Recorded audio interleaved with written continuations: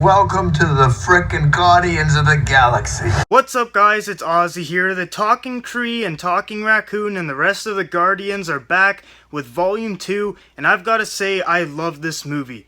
Now the first thing I want to say before I get into my review is I had another movie theater problem which really sucked and kind of let me down during the movie a bit, especially on the funny parts. There was a lady who was literally sitting directly to the right of me, and her laugh was so loud and obnoxious, I just couldn't even deal with it. Every funny scene there was, she literally jumped out of her chair and just ruined some of the movie experience for me. That's what she sounded like, and that pissed me off and a lot of other people in the theater. Another thing I want to say before I start the actual review is how awesome Cineplex was this time. Recently, they haven't been giving out posters or special cups or anything, but look what I got this time. First poster, very cool, Guardians of the Galaxy Volume 2, we get the characters there, it's a little small, it's a square. Poster number 2 is a bit bigger, Guardians of the Galaxy, again, obviously IMAX. It's a blue and purple kind of poster. I didn't really like it the first time I saw it, but it's really grown on me. We get all the characters, Yondu, we get Star-Lord, etc. It looks awesome. Baby Groot holding up the movie sign there. Free pins, so it says obviously and you're welcome, and then the Guardians are in the background there. And then the final thing, which is my favorite, which is a collectible movie cup, so it's got all the Guardians on the side there.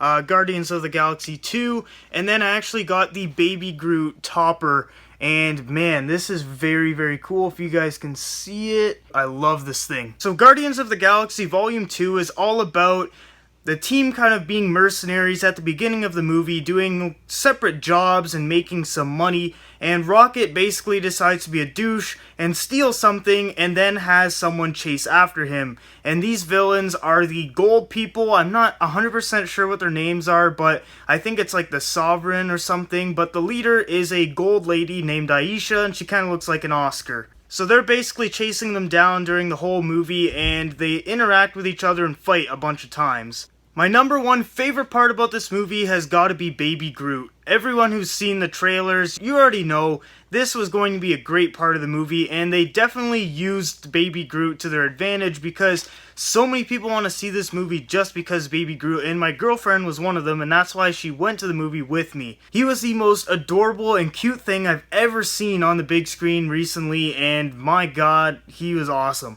Another new character we got was Ego the Living Planet. Now this guy is literally a big ass planet, and he's actually Star-Lord's dad, which in the trailers, this isn't a spoiler or anything, in the trailer he actually says, "Welcome home, son," or something like that, so you know he's his dad already, and it was a really great story, father and son, and it was just awesome for Star-Lord to kind of learn about his backstory and family history.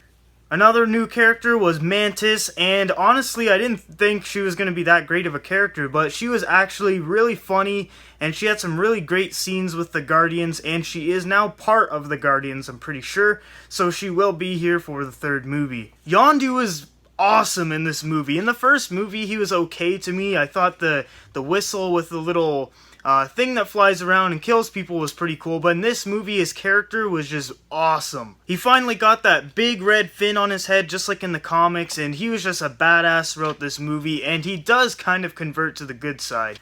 This movie was filmed in IMAX, so that means all of the scenes are pretty much perfect for an IMAX 3D movie in the theaters, so there were a lot of scenes with characters kind of flying in and out of the screen, and it looked awesome with the glasses. You've got to see this movie in IMAX and 3D, otherwise it won't be as good. The comedy in this movie was absolutely perfect again, just like the first one. That's why everyone loved the first one. The jokes were actually pretty risque, I would say, because in the first one they weren't that bad. Like, the jokes were pretty funny, but they were just kind of normal. But this movie, they were talking about poo, turds, they were talking about penis jokes. I'm really surprised they actually got away with it with the PG-13 rating. But I was laughing really hard during this movie pretty much every few minutes, and the lady beside me, you already know she was dying the entire time. Another really cool thing about the Guardians of the Galaxy movies, especially the second one, is I feel like they can literally use any song they want, and it literally works perfect with the movie. Leave a comment below if that's what you guys think, because every single time they use a song. I don't even like some of the songs they use, and in that scene I like it for some reason. Stan Lee is also in this movie with another cameo, and this is probably his best cameo ever, so make sure you guys stay with your eyes open and ears listening because his part in this movie is so memorable. Make sure you guys pay attention because, wow, you'll be blown away. Make sure you guys also stay after the movie. I know if you guys are Marvel fans or movie fans, you know Marvel likes to throw scenes at the end of their credits and all that, and there's actually, I think, 5.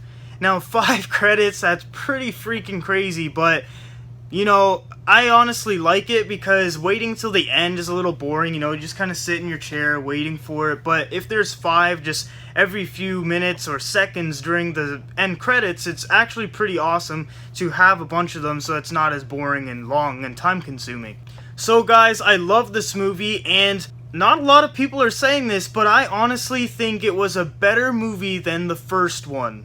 This is just because the character development in this movie was better, I think. The action scenes were better. The story was bigger. Obviously, it wasn't as condensed and kind of good as the first one, but it had a bigger idea. And obviously, I think the first one's story was maybe a little bit better, but I think this one was bigger. And it just wasn't at the same level of storytelling as the first one. So guys, I'm going to give Guardians of the Galaxy Volume 2 an A. I love this movie start to finish, tons of Easter eggs, tons of awesome scenes, and tons of awesome character development. So I'm going to leave you guys with 2 questions. The first one is, which one do you think was better, Guardians of the Galaxy 1 or Volume 2? And my second question is going to be, do you want to see Groot stay as Baby Groot in the future movie, or do you want to see him grow to be the adult Groot from the first movie? Thanks for watching my review, guys. If you guys want to see more movie reviews or movie news, please subscribe, and I'll see you guys next time.